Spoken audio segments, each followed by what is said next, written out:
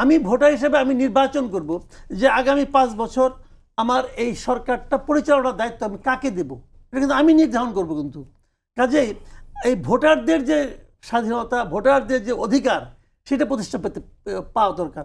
তো আমি প্রশ্নটা করেছিলাম যে বাংলাদেশে আমার জানা মতে, আমি যতটুকু বুঝি, মানে নানা রকম আওয়ামী লীগের এই দুঃশাসন, অমুক তমুক সব বাদ দিয়ে আমি যদি বলি, বাংলাদেশে কমপক্ষে 1 কোটি কিংবা তারও বেশি ভোটার আছে যারা জীবনে কোনোদিন নৌকা মার্কা ছাড়া অন্য কোনো মার্কায় ভোট দেয় নাই।